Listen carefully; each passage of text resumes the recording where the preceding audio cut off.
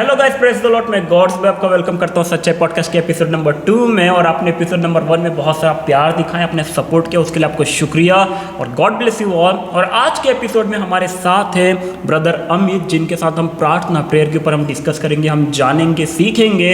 तो ब्रदर अमित, आपका वेलकम इस सच्चाई पॉडकास्ट में। और आप अपना एक छोटा सा इंट्रोडक्शन देंगे हमारी ऑडियंस को। प्रेज द लॉर्ड, सभी लोगों को जय मसीह की। मेरा नाम अमित चौधरी है। मैं कलकत्ता बाइबल सेमिनरी में स्टडी करता हूँ। अभी छुट्टियों के समय में मैं यहाँ पे आया हूँ। बहुत पहले हमने प्लानिंग किया था ब्रदर और मैंने कि हम एक वीडियो बनाएंगे और उसके ऊपर कुछ हम सिखाएंगे अपने फ्रेंड्स लोगों को, सब कुछ ये बातों को बताएंगे। आज के दिन, आज के समय में परमेश्वर ने हमें एक दिन दिया, उसके लिए मैं परमेश्वर का धन्यवाद देता हूँ। शुक्रिया खुदा को।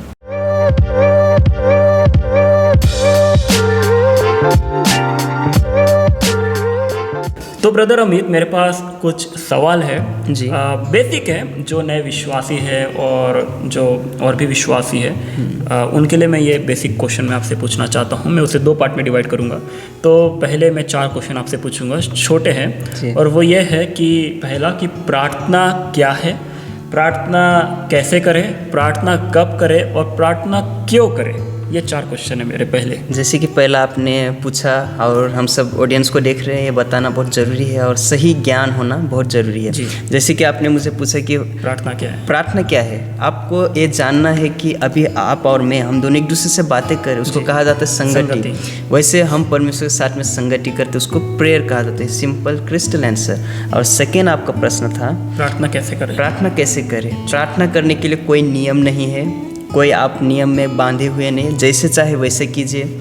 आप चलते हुए कर सकते, खाना बनाते हुए कर सकते, उसके लिए कोई नियम नहीं है। आपको जैसा सही लगता है वैसे आप प्रार्थना कर सकते हैं। ओके। और प्रार्थना कब करें।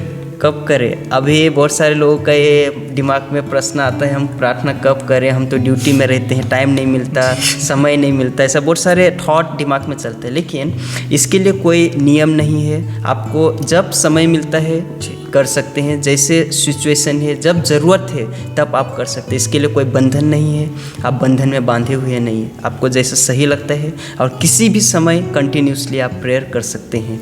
ओके। और क्यों करना चाहिए प्रार्थना। प्रार्थना इसीलिए हमें करना चाहिए क्योंकि हम एक आत्मिक भूमि में हैं और हमारा लड़ाई अंधकार की शक्तियों से है, इसीलिए हमें प्रार्थना करना ज़रूरी है। ओके। और आगे के मैं 4 क्वेश्चन पूछता। आपने बहुत अच्छा आंसर दिया, पहले 4 शॉर्ट में अच्छा है, आपको समझ गया होगा।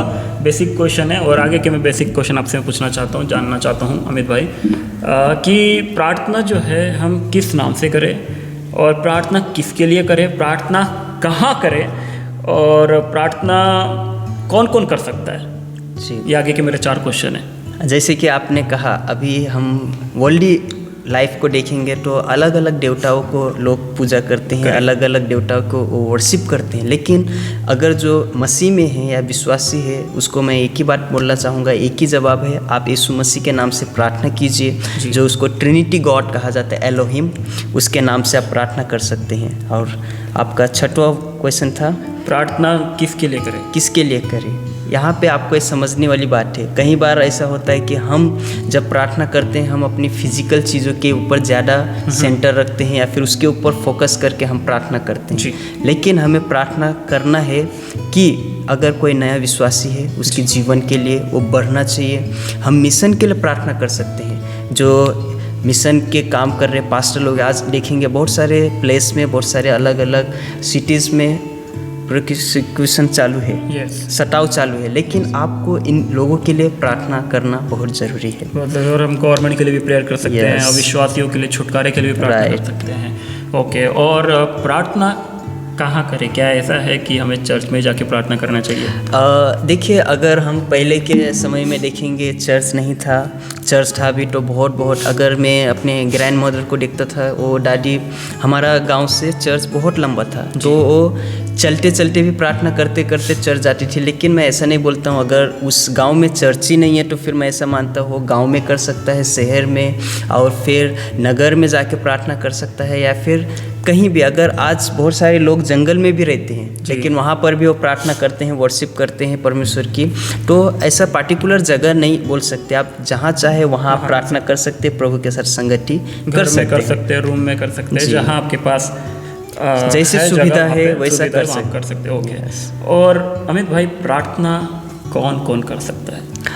अभी यहाँ पे आपको समझना है, लास्ट बहुत इम्पोर्टेंट है, क्योंकि बहुत सारे लोग बोलते हैं जो छोटे हैं तो प्रार्थना मत करो, सिर्फ बड़े ही प्रार्थना करेंगे, आप सुनो। लेकिन यहाँ पे है कि छोटे भी कर सकते हो, चाहे पुरुष हो, स्त्री हो या बच्चा हो, हर कोई प्रार्थना कर सकता है।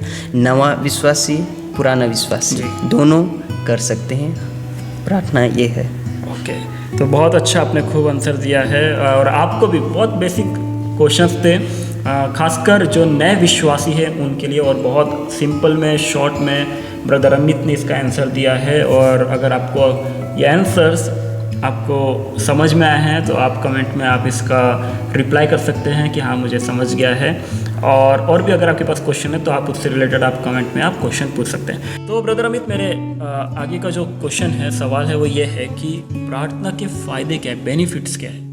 अच्छा, तो फिर बहुत सारे लोग हैं आज मसीह जीवन जी रहे हैं, लेकिन उनको प्रार्थना का बेनिफिट नहीं पता। प्रार्थना क्या है उनको सही वे नहीं पता, कुछ भी करते हैं, कैसे भी करेंगे, अगर वो चीज़ उनके जीवन में पूरा नहीं हुआ, वो प्रार्थना करते हैं, अगर वो चीज़ पूरा नहीं हुआ, वो ऐसा सोचते हैं, उनका विश्वास टूट जाता है, निराश हो जाते हैं और वो चीज़ से वो दूर हो जाते हैं। लेकिन प्रार्थना जब आप करते हो उसका कुछ बेनिफिट आपके बीच में मैं रखना चाहूँगा। पहला तो आप जब प्रार्थना करते हो आपका जीवन बदलता है। जो पहले आप फिजिकल जीवन जी रहे थे उससे आप स्पिरिचुअल जीवन में आ जाते हो और आपका जीवन बहुत अच्छा होता है।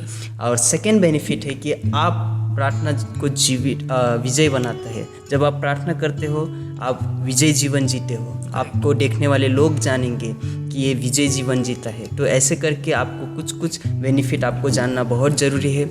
और थर्ड बेनिफिट मैं आपके बीच में रखना चाहूँगा कि आप जब प्रार्थना करते हो आपका जो सिचुएशन है, आपका हालात बदलते हैं। क्योंकि बहुत सारे हम मनुष्य जीवन में बहुत सारे प्रॉब्लम, समस्या, कलेश आ जाता है, लेकिन उस टाइम पे जब हम प्रार्थना करते हैं तो फिर हमारा हालात बदल जाता है। और चौथा बात मैं आपके बीच में रखना चाहूँगा, प्रार्थना आपको हिम्मत देता है। क्योंकि जब हम ये हिम्मत इसीलिए ज़रूरी है क्योंकि बहुत सारे जब हम प्रार्थना करते हैं बहुत सारे शैतान हमारे जीवन में अलग अलग प्रकार का समस्या पैटर्न ऐसा लाता है ताकि हम निराश हो जाते हैं। लेकिन उस टाइम पे परमेश्वर हमें बलवंत बनाता है और हिम्मत देता है। तो ये बहुत ज़रूरी है जब हम ये बेनिफिट जानना, क्योंकि अगर लोगों को सिर्फ यही पता है कि प्रार्थना करते हैं हम जो चीज़ के लिए वो मिल जाता है, किसी को नहीं मिलता तो निराश हो जाते हैं। लेकिन राइट बेनिफिट परमेश्वर देना हमारे जीवन में जानते हैं। तो फिर एक और मैं आपके बीच में रखना चाहता हूँ, जब आप प्रार्थना करते हो आपको आगे बढ़ने की ताकत मिलता है। जब आप प्रार्थना करते हो जीवन में आप आगे बढ़ते हो और वो चीज़ का ताकत प्रार्थना से आपको मिलता है।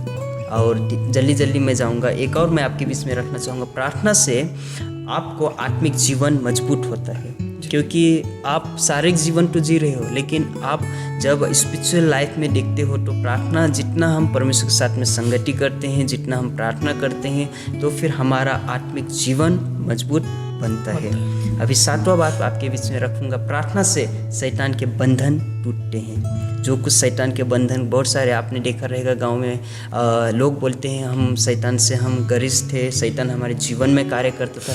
लेकिन जब वो व्यक्ति मसीह में आता है, मसीह में आने के बाद में वो मसीह जीवन व्यतीत करने लगता है, तो वहाँ से शैतान की जब उसके लिए प्रार्थना किया जाता है तो शैतान के हर बंधन टूट जाते हैं। आठवां बात लास्ट, और ये जानना बहुत ज़रूरी है, प्रार्थना से शैतान की योजनाओं को नाश किया जा सकता है। क्योंकि बहुत सारे लोग आज टोना, ब्लैक मैजिक, इसके ऊपर बिलीव अभी भी बहुत सारे गांव में ऐसा विश्वास करते हैं, चलता है। और गांव में लोग वो मनुष्य से डरते हैं, अरे उससे हम बात करेंगे तो काला जादू, ब्लैक मैजिक कर देंगे। लेकिन जो मसीह में आते हैं उनको ये पता होना चाहिए कि हम प्रार्थना के द्वारा शैतान के हर योजना को हम नाश कर सकते हैं और शैतान की हर योजना को नाश किया गया है। हालेलुया। तो अच्छा आपने कहा है, आपने आठ फायदे आपने बताए हैं, जैसे कि मैं काउंट कर रहा था। तो 8 फायदे ब्रदर अमित ने हमें बताए हैं प्रार्थना के, और बहुत अच्छे फायदे आपने बताए हैं। तो आगे मैं जानना चाहूँगा अमित भाई कि हमारा पर्पस क्या है प्रार्थना का, हमारा मकसद क्या है प्रार्थना का? सबसे पहले तो एक ही बात मैं आपको बताना चाहूँगा, क्योंकि परमेश्वर भी चाहते हैं कि जितने भी संसार में लोग हैं सबका उद्धार हो और सही से वो परमेश्वर को जाने और वो मेरे ऊपर विश्वास करके और सही जीवन व्यतीत करें। लेकिन आज संसार में देखेंगे बहुत सारे लोग हैं, बहुत सारे लोग हैं जो नाश का जीवन जी रहे हैं, उनको सही जीवन का लक्ष्य नहीं पता, वो क्या जीवन व्यतीत कर रहे हैं उनको राइट वे नहीं पता।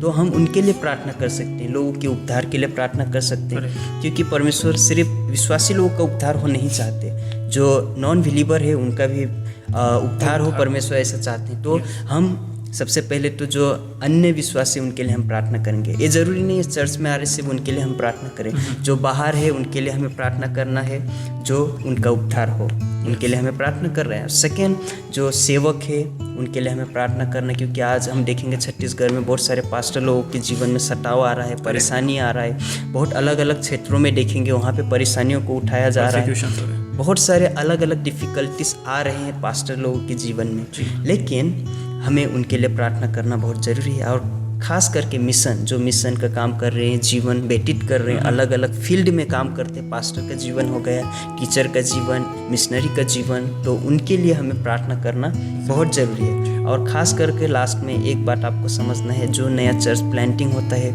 वहाँ में रहने वाले लोगों के लिए प्रार्थना करना है, और जो वहाँ का फाउंडर है उसके लिए प्रार्थना करना बहुत ज़रूरी, ताकि वो अच्छा हेल्दी चर्च ग्रो हो सके।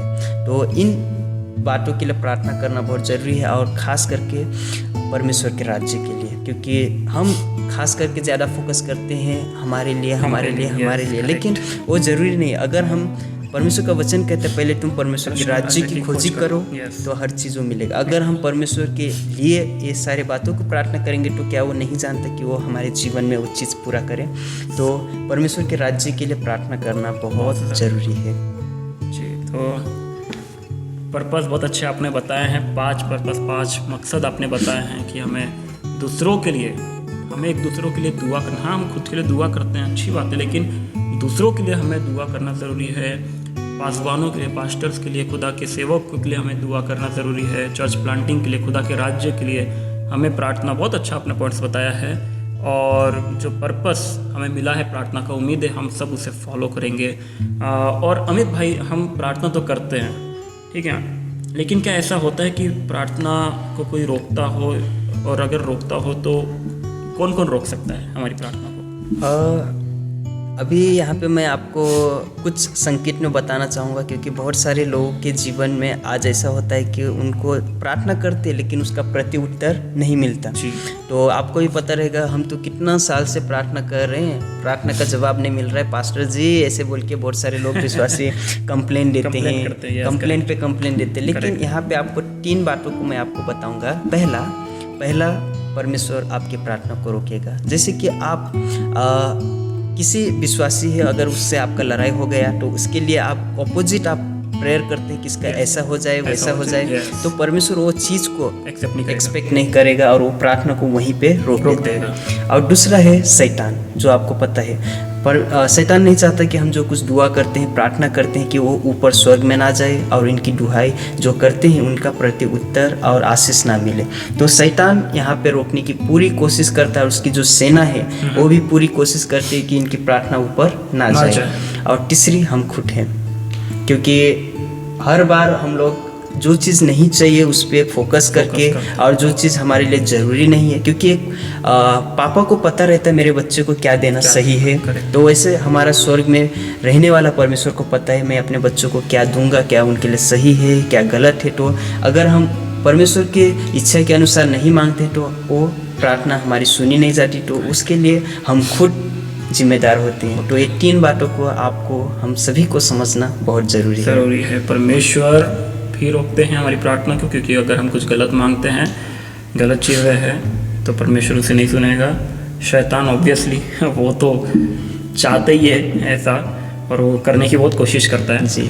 और तीसरा, हम खुद, जैसे कि आपने सही बोला, हम खुद भी होते हैं जो हम रुकावट हो जाते हैं, क्योंकि हम ऐसा जीवन नहीं जीते, और हमारी प्रार्थना जो है बिल्कुल दुनिया के समान होती है कि ये दे दो, वो दे दो, ऐसा नहीं है। जैसे कि हमने इसके पहले जाना पर्पस के बारे में, कि परमेश्वर के राज्य की खोज हमें करना ज़रूरी है, परमेश्वर के राज्य के लिए हमें प्रार्थना करना ज़रूरी है, और हमारा ध्यान कहीं और रहता है और हम किसी और बात के लिए प्रार्थना करते हैं, तो हम खुद वो रुकावट होते हैं। तो अच्छे पॉइंट्स थे आपके, और बस इतने ही मेरे सवाल थे, और ऑडियंस की भी, जो आई होप ऑडियंस की भी ये सवाल होंगे, और आई होप मैंने कुछ बेसिक क्वेश्चंस को ब्रदर अमित के साथ मैंने डिस्कस किया है और उन्होंने अच्छे तरीके से बताया है, और आई होप आप लोगों को अच्छे से ये बात समझी होगी, आपने जान लिया होगा और आप इसे फॉलो भी करेंगे, मेरा ये विश्वास है। और अगर आपके कुछ सवाल हैं तो आप ज़रूर कमेंट में आप यूट्यूब कमेंट बॉक्स में आप इसे पूछ सकते हैं, या फिर इंस्टाग्राम में गॉड्स बॉय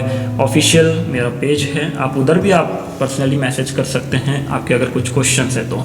और thank you so much brother Amit, सच्चाई पॉडकास्ट में आपने अपना समय दिया और आपने बहुत अच्छी रीति से आपने इसका आंसर दिया, प्रार्थना के बारे में आपने बताया है। और इस पॉडकास्ट के द्वारा परमेश्वर की महिमा हम ऐसा ही प्रार्थना करते हैं, दुआ करते हैं।